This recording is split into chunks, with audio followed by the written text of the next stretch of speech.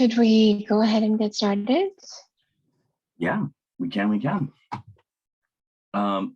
So welcome all to, I think this is the third chat that we've had open to the SIGCHI community about structuring solidarity within SIGCHI. For those of you who may not know me, I'm Cale Passmore, pronouns they, them, or he, him from the University of Saskatchewan and your Equity AC. Just a few pieces of housekeeping. So it's a smaller group. That means that we can sort of be a little bit more casual in regard to code of conduct, freely speaking, taking up some space. That's great. We'd ask that when you do begin speaking, please state, if you feel comfortable, your pronouns, maybe where you're from. Let people know a little bit about how you're positioned or situated in regard to the talk. And as we proceed here, I will give a brief summary of some of the things that we've discussed so far, catch everyone else up to speed. And yeah, hopefully we can actually begin turning some of these brainstorming sessions into something quite concrete and hopefully a little bit lasting here. So as of insofar as our talks have gone, we have discussed a series of ways that a SIGCHI, both in its policy setting with the EC and as a community at large, can begin to maintain this tradition and history that's been very present throughout actually ACM of doing socially engaged, humanitarian work alongside and as part of the research that we do. So we've been wanting to know more about how we can respond as a community during times of crisis. This obviously has been provoked most recently by the war in Ukraine.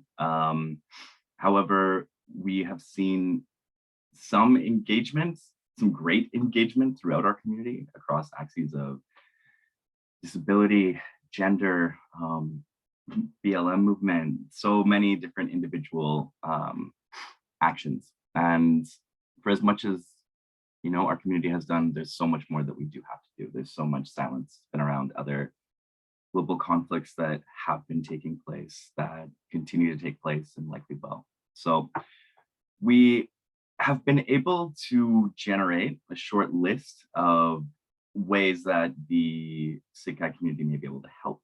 Among them is, a series of questions about the roles that SIGCHI can or should play in response efforts, the extent to which we can take action, actual tangible action. So this has been brought up in terms of, donation campaigns, awareness raising campaigns, creating platforms for information, platforms to support researchers working directly on the sorts of issues present during these types of conflicts, and platforms to directly support affected SIGCHI members. This has been discussed in terms of creating care circles, networks of better care and support to sort of redistribute some of the labor of a lot of that activist work. We've talked about funding, ranging from how we can use SIGCHI funding, and if we can use SIGCHI funding to help address those directly affected on the ground through basic needs, refugee support, and in part because of the incredible difference that information has been making. In recent conflicts, we've been talking about creating emergency response information guides. We have the goal with us today of creating better channels of communication and response with activists and, more conventionally called like activist causes within SIGCHI. We'd like to keep generating as many ideas as we possibly can with y'all today, but I'd like to block out at least the last half of this talk for very concrete ways we can begin setting this into action in ways that matter and actually change the conditions for people who are directly affected by these types of conflicts and abuses. One of the only things that I missed there, and then I will open things up a little bit, is we'd also briefly discussed maybe setting out some standards for research. So we have, say, limitation sections in papers as like a mandatory sort of part, but we still lack points for speculation around ethical uses and abuses of the research that we're doing, ways that technology might be used to harm people, even if the intent is, to help them. So for the next 15 minutes, I'd like to open things back up into that general brainstorm to see if there's ways that you can maybe help us add to this list, or help refine and tweak some of the things that we've been talking about so far. And then we'll look at how we can turn those into actionable things. So given that I've done this whole talk thing and been just chatting for like the last 10 minutes, if there is someone that wants to start us off or has any ideas or thoughts or reflections, criticisms, whatever you got, you can just raise your hand or drop us a line in the chat.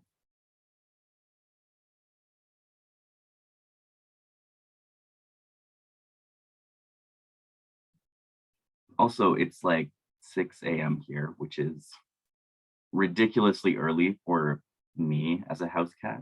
And if anything that I've said does not make sense, you just let me know. Or if you'd like more clarification on maybe some of the last thoughts.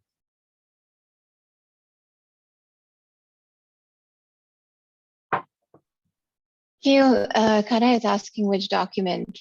I don't think you mentioned a document, did you? This is more for people to just share. There's no collaborative document for this open session. Yeah. But you can drop comments in the chat as you like.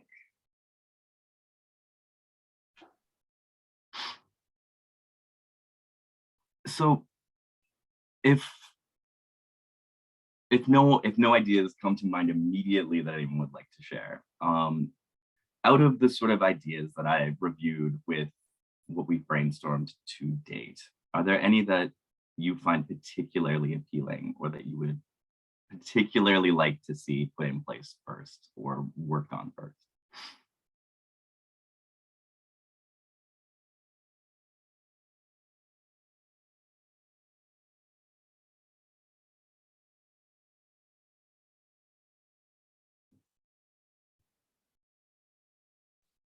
So maybe one thing I'll say to get us started is that we often hear how ECM is not a political organization and SIGCHI is not a political organization.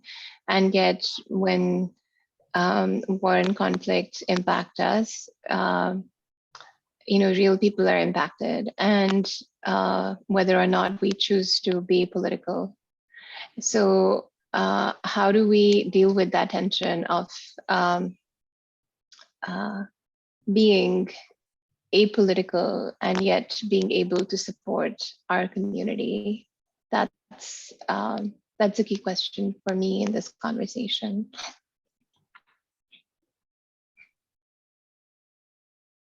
Yeah, and I think that's an important one. I really appreciated in our first talk that moment of like institutional knowledge that came through with how politically engaged many of ACM's founding members had been and were.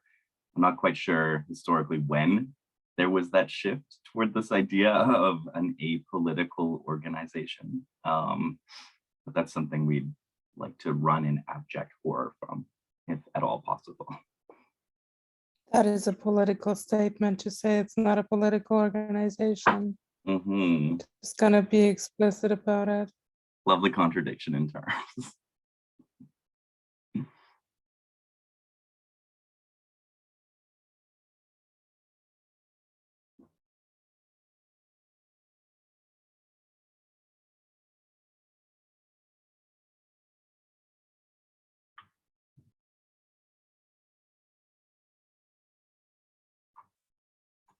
I think maybe we could even take a step back and just ask, since we're a small group, ask folks who are here what brings them here, and if there are particular things that they were hoping to draw from this session. And we could also have a more targeted conversation. Yeah, I think that's a great idea.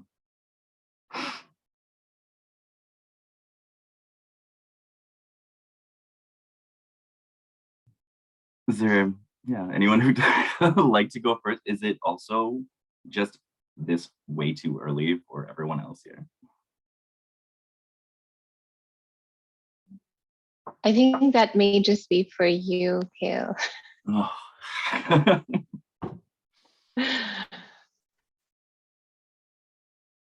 Yeah, it's 1 p.m. here, so it's pretty fine. Okay, it's just me. It's just you. No, but I can say I really don't know what to say. It's more out of curiosity that I came, I think, because yeah, it's something that you feel I feel astonished by and speechless by. So it's always like, what can we do? And then how does it affect us? I mean, that's a question I'm asking myself, because I know few Ukrainian researchers.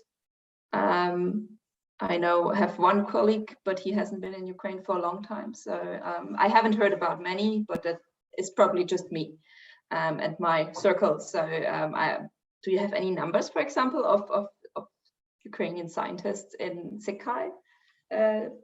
Just out of curiosity, or of course people are affected in different ways, or yeah, and concerned, of course. So this was just something in my mind why I opened my Zoom today to hear thoughts about that and yeah, see what's going on. To answer that question that you just asked, actually, so I was looking to see if in the list of SIGCHI papers, if there were any authors from Ukraine. I didn't see any names, but that obviously only means that people aren't in institutions there. They could be in other parts of the world. Yeah, I personally don't know any institutes that I'm familiar with in our community. Yeah. I've been in touch with a small handful of them. My partner's entire family is in Ukraine right now. And they're in, they're in Belgium, but they're also a SIGCHI member, and they're in coordination and right with a few other people that have been directly affected. I also think that spaces like this are rarer to have presence for people who are actively involved in those conflicts, like because there's so much already on their plate, usually dealing with this sort of thing. So of course, yeah. But yeah, being able to know who maybe to reach out for in order to provide support rather than ask questions and gather more information. It's super important. Kaveh, you had your hand up. Yes, good afternoon, everyone. I don't know what time it is in your city. And then thank you for having me on this interaction. So I was wondering, like 5-6 years ago, I met someone who said he's the chair of SIGCHI chapter in Moscow. And I looked at the roster of ACM chapters, and it seems there is no more any SIGCHI chapter in Russia, but maybe you can clear us about that, Neha. And the second question is that whether there is a task force for SIGCHI chapters in neighboring countries, including Romania, because Rochi is very active, and there are other countries like Poland, Belarus. So would that make sense to have some sort of task force for these neighboring countries? Because obviously in Ukraine, there is no such chapter. And the reason I'm asking is that I had some former PhD students who were with me at the University of Geneva, who I tried to contact Ukrainians, and I never got any response. So I would be happy to have your feedback or insights about these issues. Thank you. That's a great question. So yes, as far as I know, so I don't know about SIGCHI chapters in Russia. I know that there are SIGCHI researchers in Poland, and who have been talking about what to do. And Andrew Kuhn isn't here. Andrew is our VP Finances, but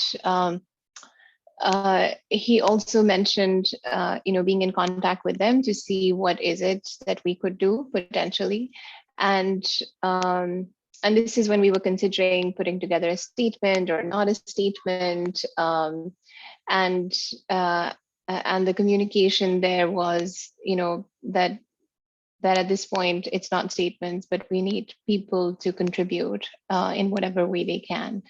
So.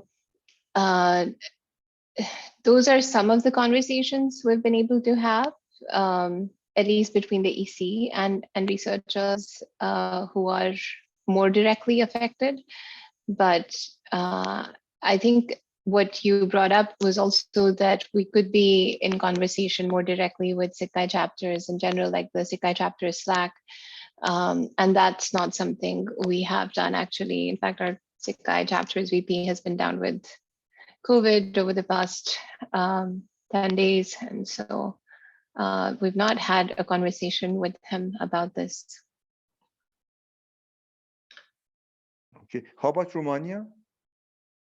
Yeah, that's a really good question. I don't know. And I was just checking the SIGCHI chapter Slack to see if there are people from there. But it's a good thing to look up. I'm asking because at the same time, right now there is a meeting of the technical committee of IFIP, technical committee 13, and it's the There is someone from Romania who said that in the coming ROCI conference, which is their annual CHI conference in Romania, they're going to have a specific track dealing with issues related to that, because they've been running this ROCI, which is Romania CHI, for a long time. So it would be good to reach out and have these interactions. That's why I was wondering about, these neighboring countries that are Yeah. Thank you very much. Thank you. Yeah, so I mean, at least on our website, we do have Poland, Romania. I think those are the two main countries that stand out in Europe that might be worth reaching out to, like at least the contacts here. But yeah, thank you for bringing that up. I will definitely link that person with you. Thank you very much. Thank you. Yeah, I think between what you're sort of bringing to our attention here and sort of one of the aspects that Anna was bringing up is just that a direct connection and knowing from the source what is needed at different points. That's something that's actually come up in each of the talks that we've had, as well as just generally good praxis. It can't happen during the crisis because of that burden, but that just stresses the importance of being able to set up and structure responses before those crises happen in as much as possible. Yeah, and so I know from folks in Ukraine, earlier in Egypt, and Syria, that being able to put together databases of ways that folks can help, information packages on, awareness raising campaigns, and things that are sort of directly countering some of the more common propaganda that eventually comes out during times of conflict between nations, states, and peoples is often requested. That's something I would personally love to see folks start to put together, especially within SIGCHI, especially as it pertains to the sorts of research that we're doing, are ways that we're complicit in sort of creating war machines, unintentionally and intentionally. But yeah,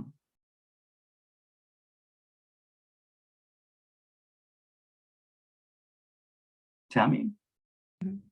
Hi, everybody. Yeah, I just jumped in earlier to say that I'm kind of like Cale. I'm still waking up this morning. So normally I would have my camera on, but still getting up. But I just wanted to kind of, I guess, ask a question. I know we've been talking about, like, you know, what are the ways that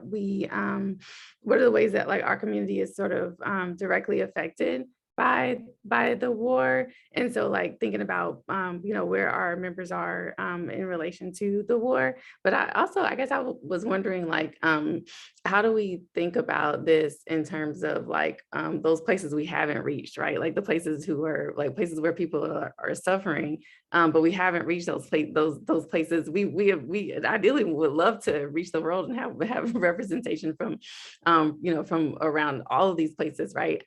But what about the places that we don't?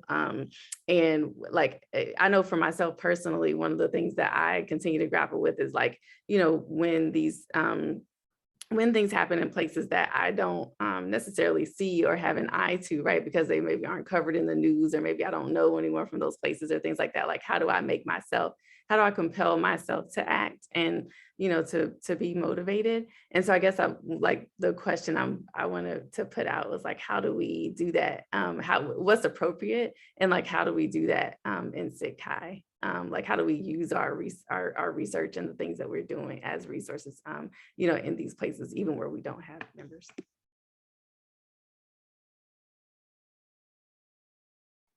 Yeah, absolutely. I'm hoping at least one of you here has a comprehensive answer to Tammy's question just ready at hand.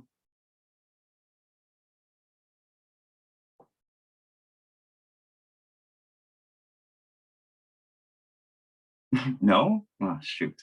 I think, like, yeah, and that's, oh, Nick, actually. Oh, I certainly don't have an answer. I just had a thought. So it's Nick Bidwell. I'm on.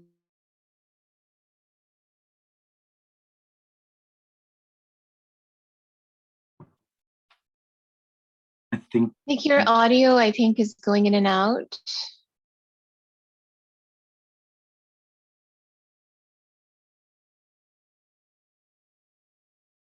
And if it is going in and out, then I'm not sure if she can hear. For the sister, I was just thinking that's really important. What time is that? Any better? Is that any better? But obviously there's some problem.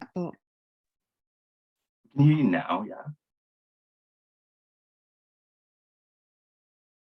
Perfect. Is Thank that you, better? Nick. It's going in and out. So if you did put in chat, that may be better.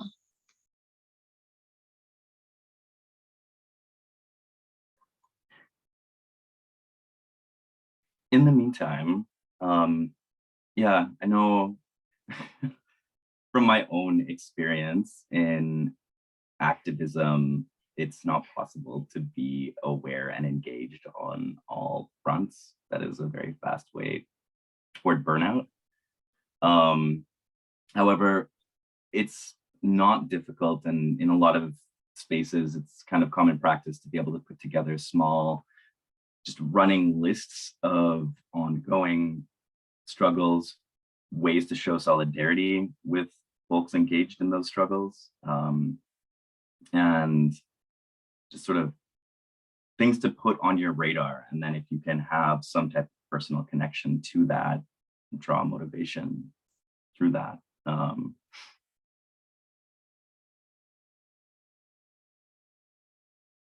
It's not like a direct, complete or not abstract answer or address to Tammy's point there.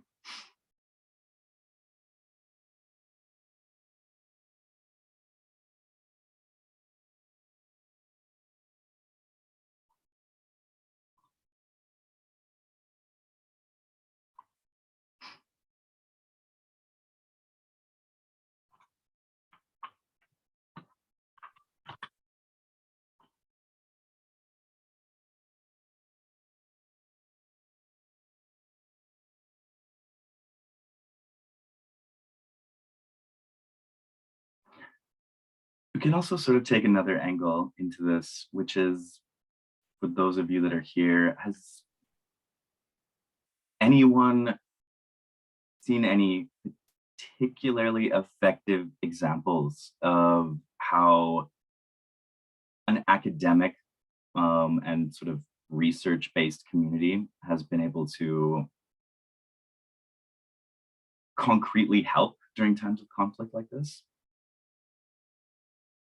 Does that sort of fall into more activist work and engagements? Is there ways that SIGCHI can sort of preserve sort of thing? We'll start actually with Vit, if I'm saying your name correctly. Perfect. Yeah, hi, I'm Vit from Masaryk University, Brno, Czech Republic. And regarding your question, we have the funding agency in the Czech Republic, which offered special project bids for incoming Ukrainian and Russian researchers who flew from their countries. So this is one particular way how the country is supporting the incoming researchers, because it's really hard for them. Most of the men actually stayed in the country because they are forbidden to leave because they are mobilized. But there is a lot of women and the children, and they are going either to Poland, where is the biggest load currently, but also to Slovakia, Slovenia, Romania, all the neighboring countries, and they are also going to the Czech Republic, which is next to Slovakia, and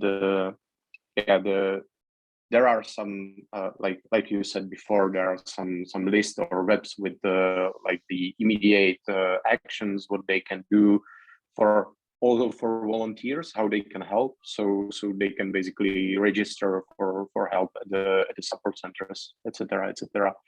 But for researchers specifically, there is this opportunity for funding, and even at our university we were asked to think out of the box and offer some positions despite if we have or haven't funding for them. And we will find the funding later on together with the management. So these are the ways. These are the really good ways how to do it. Just in terms of because we're so close, I'm sitting in Vienna.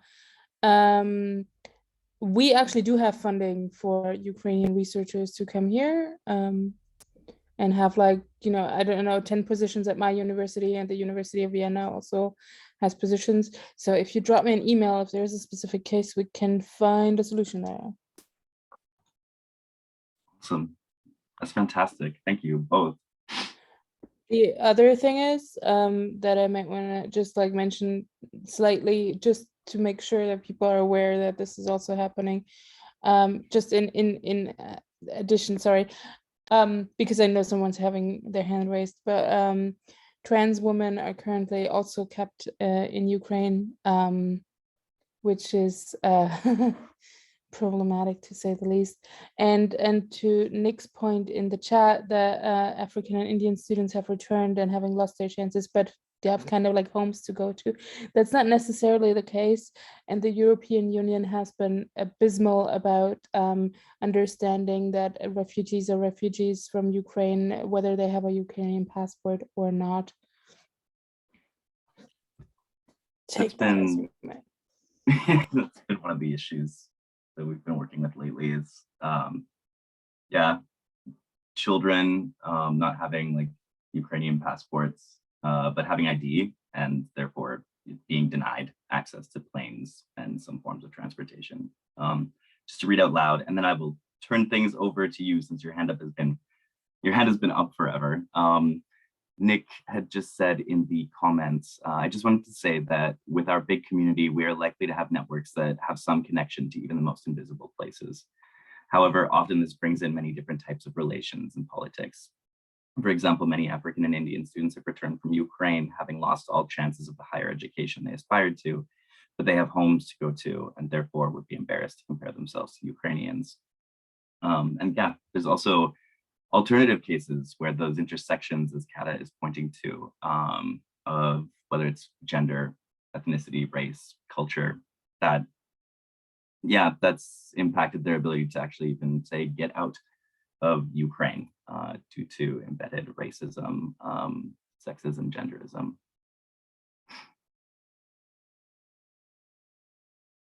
But yes, there was another comment.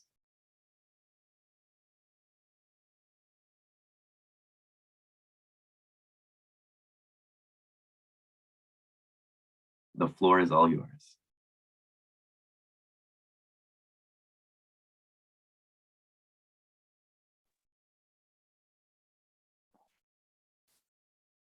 Can you hear me? Yeah, you are good.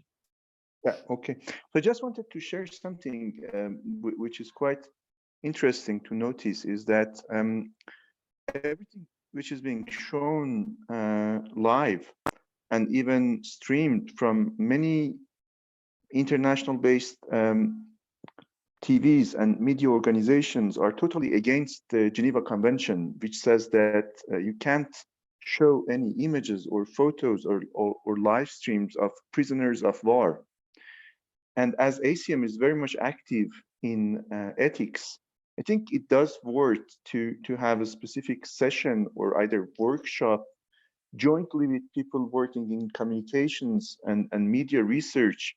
I'm working in a faculty of communication sciences, and we got inspired by the work of someone at the University of Texas. They have built up a project called the Media Initiative, Media Ethics Initiative, and they're analyzing specific content which is being shared on an official live TV, not to say what is being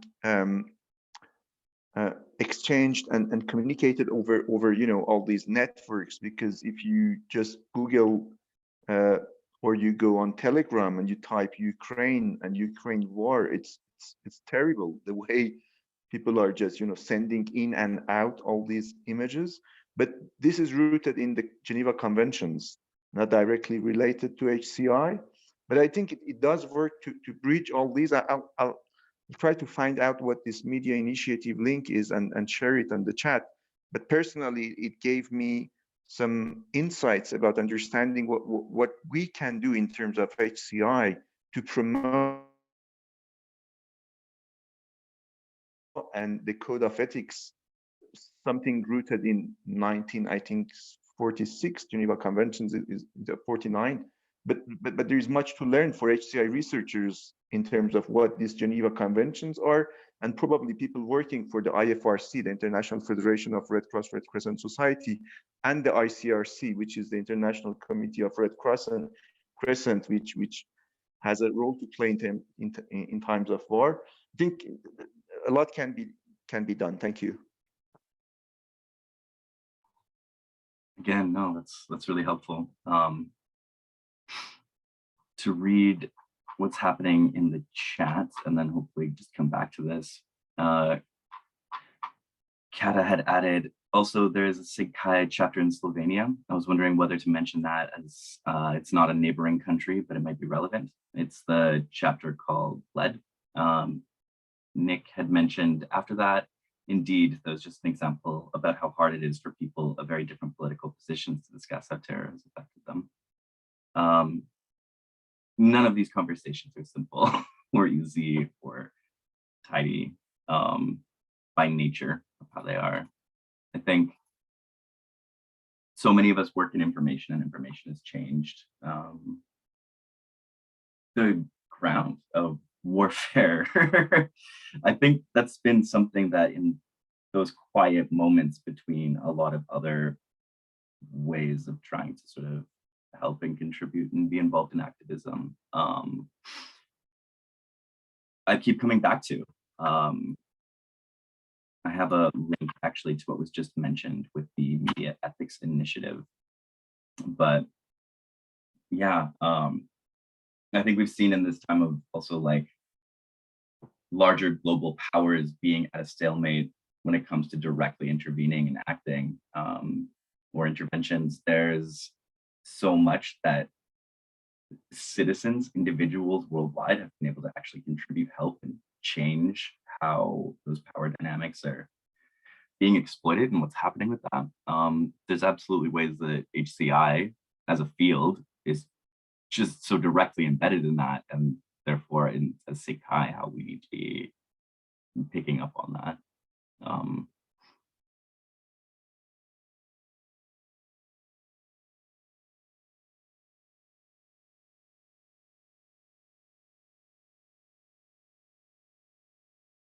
Yeah.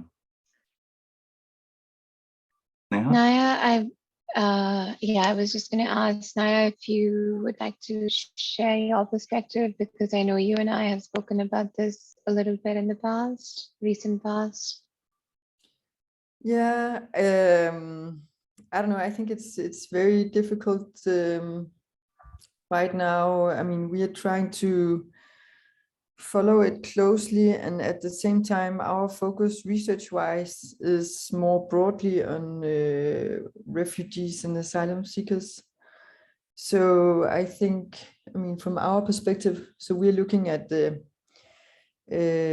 at asylum from a data science perspective and try to, for instance, look into, like, it's a new research project, so we're only just starting to figure out, for instance, how gender categories unfolding in asylum decisions and stuff like that. So it's really just about understanding at this level what happens in the process. So on the more like community side of things, I mean, obviously I speak from a Danish perspective, and here it's, I mean, we haven't like seen any other crisis where people have supported this so intensely. So it's really, it's like everything from people going with their private cars to pick up refugees to, you know, broad scale collecting money for support. And I don't know, it's very hard for me to say anything about the research. I mean, we do discuss offering support. We also discuss whether we should cut collaboration with Russian researchers. And there's a parallel drawn to the Olympics. So, you know, people compare this to the Olympics and say, in the same way that you cannot compete in the Olympics as a Russian athlete, as a researcher, you should also be not able to participate in conferences. I don't necessarily share that point of view, I think. I think that's I mean, Russia is such a big country and it's so diverse, and who actually knows the conditions of Russian people and their possibilities. And I don't know, I find it very, very hard to say anything about that, but on a personal level, I think it's really something you need to think carefully about before you start banning people. I don't think we have a really, Neha, we discussed this. I don't even recall we have a Russian community really in SIGCHI. So, I mean, yes, we have people in power that make decisions. And then we have a lot of people and diverse groups within that country. So I don't know, there's politics, there's research, there's, you know, supporting people from Ukraine, but in a way, I also feel that you have to be very careful with making judgments on Russians, because what are their possibilities really? So I don't think I'm in a position where I could say that I would just be able to give a very strong recommendation, opinion on anything here, other than, you know, this is really like for a lot of people and civil society, both in Ukraine and Russia. I think this is a really, really bad situation.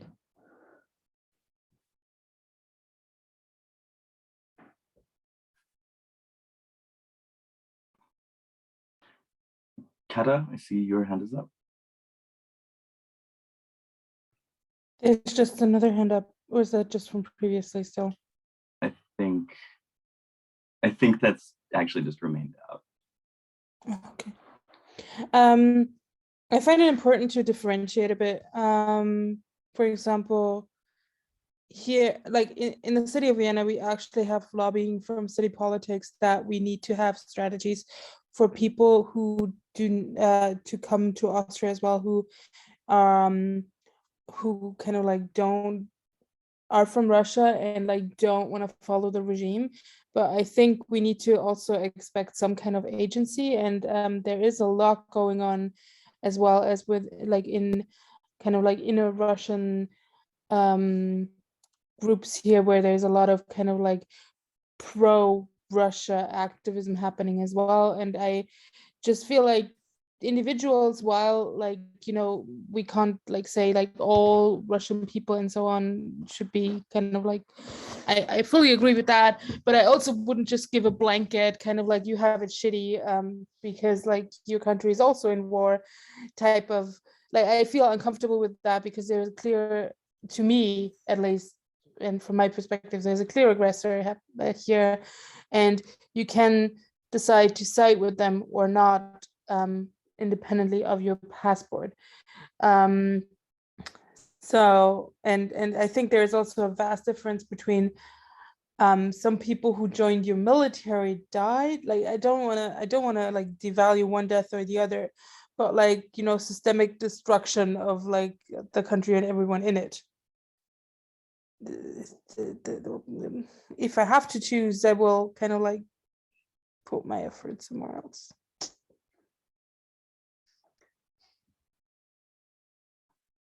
No, I think that's an important point. I can maybe add a few things to that, unless Neha, you had something you wanted to mention. No, I've just been unmuted, but yeah, I think that there's like it is helpful to see different perspectives, I guess is all I would say here, and also what actions we take and in support of whom, and what assumptions we're making there, I guess, but nothing concretely in response to what Kada just said. Cale, go ahead. Sure. Nick has added in chat. I agree, but because I'm uncomfortable with promoting division based on news media that I'm in no position to judge the veracity of. This is informed by many years of living in countries beyond the global north. It's also, I mean, similar here, like in Canada, it is hard to actually find reliable, honest news sources. That's why that I think personal connection with diverse folks is so important as just like a daily practice thing. But yeah, we're headed into, I think, what is some of the most complicated territory of just, you know, we talk all the time about being hard on systems, soft on people. And there are times where it is important to be hard on specific people. Usually quite extreme cases, but personally and on like a very individual level and biased and limited to my current understanding of existence. Yeah, it's super easy for me to begin to understand, say, how one tyrannical dictator may begin to create propaganda that lasts for decades and starts to shape views and opinions, pressures folks and citizens in very material ways to support certain causes, lean people toward different political stances. I think that can generate some sympathy on my part, but there are lines that need to be drawn. There's all these tensions that need to be held, and there is a lot of harm and violence in the sort of, I don't know, reactivity and rushing with really, yeah, just direct violent reaction, but there's also so much violence and harm that is caused by this sort of not paralysis, but inaction of just being able to see that things are complicated. That's something I think I've heard a lot of colleagues within the SIGCHI community talk about, is that they don't want to feel as sort of stuck as they do, but don't necessarily themselves feel comfortable engaging in more political actions because there's just more uncertainty and need for more information.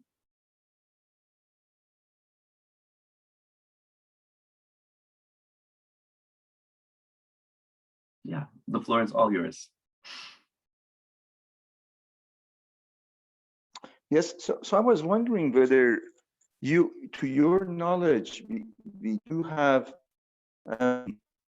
HCI researchers who are also competent in legal aspects of issues. I know that Jonathan Lazar has been doing a second Master of Science or PhD, apart from his PhD in HCI.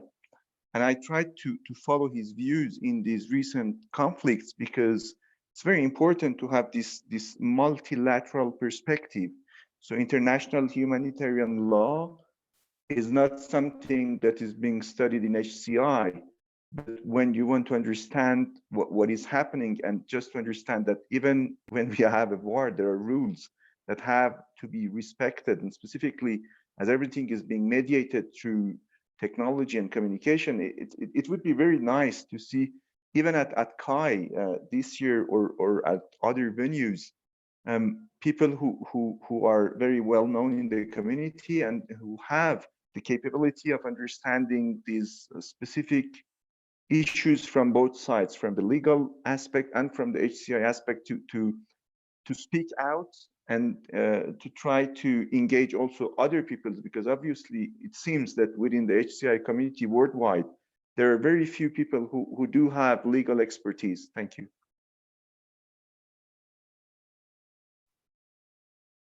No, I think it's an excellent point. And yeah, I mean, again, I'm limited to only the last couple years of conferences within SIGCHI, but I have not seen a lot of papers in and around legal aspects for these sorts of things. It was posted, we have a paper posted in chat, Data as a Lens for Understanding What Constitutes Credibility in Asylum Decision Making, which looks like a great read.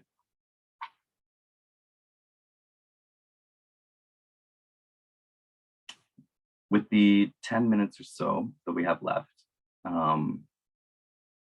are there any other thoughts, lingering sort of ideas, feelings, things that you might like to mention, draw our attention to?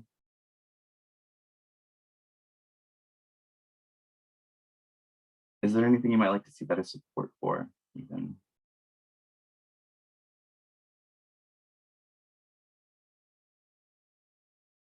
There's another link posted in the chat.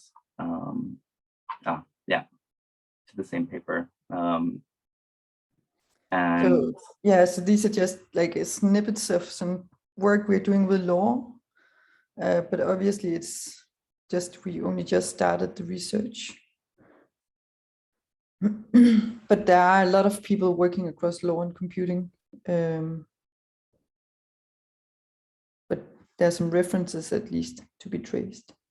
Yeah, thank you. Thank you. That's really helpful. That's been one of my favorite parts actually about these talks, is it is widening at least my perspective on so much of what's happening. I know myself and other colleagues can start to feel a bit siloed because of our areas of research and focus of study. So that's really appreciated. Maybe I should just mention that there is an HCI, I mean, I think it was Vasilis Vlachokyriakos, right? And Reem Telhook. They published a lot. So there is a SIGCHI community working with this, refugees and HCI, SIG, in 2016. So these are really, I think, some of the first people that were, I mean, and they are still, I believe, looking into this. So they're taking an HI perspective, and then there's like some of the local people as well. And some, I think you're interested in a European perspective. I think this one is something people in Europe through data practices. It's something that is also worth a read. So it's not about the Ukraine crisis, but it's more about, I mean, it's of course also drawing on post-colonial theory and what are the deeper issues here at play. So just to say, there is research going on, but yeah, I guess compared with a lot of other domains, it's still small. Oh, but this is actually very helpful. Yeah, I'm not sure if we have intentions to post the results of these talks, but at least we can, as a group, start to circulate some of this a lot more. Yeah, we have about 5 minutes, but feel free to take the floor if you'd like to. So thank you very much for knowledge sharing and for all these references. I'll definitely follow up. Just wondering, is this the last such talks that are going to be held online, or there are other series that will be held on a running basis? Thank you. Well, I think we've solved all of the problems of relationship between academia, research, SIGCHI, and international conflicts. So now I think this is something that has to be continued. But I'm sorry, it's like so early and I'm just being cheeky. It's been a long couple of weeks.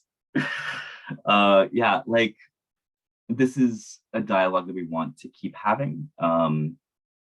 It's something that we want to see actually brought into more SIGCHI events. We're still sort of looking at ways that additional platforms can be created. So I'm not sure, Neha, if we have another structuring solidarity in SIGCHI event coming up soon. So my answer to that is we'd better, because we cannot have finished structuring solidarity just yet, but we don't have anything scheduled. And our plan, as far as I know, is definitely to be having open sessions at the rate of 1 a month. And we're trying to do them at 2 times to try to target all of the world, but it seems like we're still missing convenient times for people in Australia. That is the feedback that we got recently in an email. And so we're going to try to move them around a little bit. Also, times just change in some parts of the world and not in other parts of the world. So there's also that.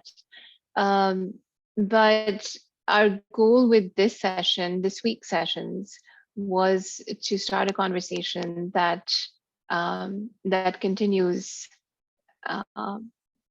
for a longer period and to cover different types of situations that may arise that need solidarity. So how do we do the work of infrastructuring solidarity? That's kind of the question that we're asking ourselves and you in these sessions.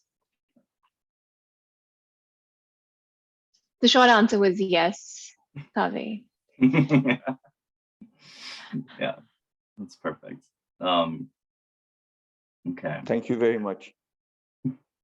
Thank you. And honestly, thank all of you who were able to show up today and help us just keep building on the work from the past couple talks that we've had on this. It's actually been really fruitful, even for developing a better sense of like legacy and involvement of the SIGCHI community. And I guess one thing before we close is what are next steps that we might want to take from this conversation. One thing that I got was looking at chapters and seeing if there's anything through the chapter representatives, chapter contacts that we could do. And for that, I'll reach out to Matt and also on the chapter SAC. But what are other things? Yeah, go ahead. Yeah. Veet, is that how you say your name? Yeah. Yeah, that's correct. Yeah, go ahead. I think you could also contact people directly, because you definitely have the database with the contacts with their universities, because not everyone is in the chapter. For example, we don't have the CHI chapter in the Czech Republic. So I am registered CHI member, but not under any chapter right now. So there is definitely the way how you can contact either Russian and Ukrainian researchers in the SIGCHI and ask them for if they want some help. And you can also contact the people in all the countries around which are currently taking the refugees, both from Russia and from Ukraine, because there is also a lot of Russian researchers who are leaving the country because it's unbearable there. So this might be also the good way to use the power of CHI community. Yeah, we do have the email addresses. I think we're also limited by who we can reach out to, as far as I know. And maybe this is something for you to look into, Tammy, actually. But some people say that we cannot reach out to them using their email address, but we can definitely reach out on SIGCHI members at any rate. Tammy, go ahead. Yes, I was just going to say one other kind of tangible next step that to me it sounded like came from the meeting was this sort of collecting information about where our expertise lies, like what relevant expertise we have in the community. And it might be different depending on what the different crisis or situation is. So we talked a lot about people who support like refugees or have legal perspectives and things like that for this particular situation. But it seems like that might be a place to start in our interactions in the future too. It's like, okay, what expertise is relevant here, and who in our community has this expertise and is doing this work? How can we help them, one, inform our community, and then how can we leverage their work to help the situation? Yeah, I really like that. Well, yeah, just sort of piggybacking on that, there's looking at members and regions where there's been less representation. So, you know, like what's happening and ongoing in Syria, for example, but also maybe what may be upcoming with Taiwan again, reaching out in advance for support is something that, yeah, I think has now come up twice and would be helpful. I also know directly, just because we're almost out of time here, at least from my contacts and people on the ground, what is very helpful is if anyone knows anyone or has contacts in currently Poland that's willing to sort of drive folks that have made it across the border but are sort of trapped within Poland's current refugee crisis. So if you do know anyone that has willingness to sort of help transport families, you can send an email to me. I'll post that in chat at just cale.passmore@gmail.com. That's yeah. We have a PhD student from Poland, Cale, with a lot of contacts, and also I have 2 colleagues that are from Ukraine. Perfect. So I mean, if there are any concrete needs, they're really well connected, and I mean, it's I'm sure we could find someone here if you have a concrete situation where someone needs help. I will reach out to you then, and thank you so much for mentioning that. Yeah. Okay. Tammy, is your hand still up, or did you have something you wanted to add before we close this out? I just forgot to put it down. That's all. No problem. Well, then in that case, yeah, thank you so much, all of you, for being here. And we will keep you all posted with next steps and where we go with this next. Thank you so much, Cale. Thanks, Thank everyone. you. Thank Good you, to see you Cale. all. Thank you. So happy. Thank you. Bye.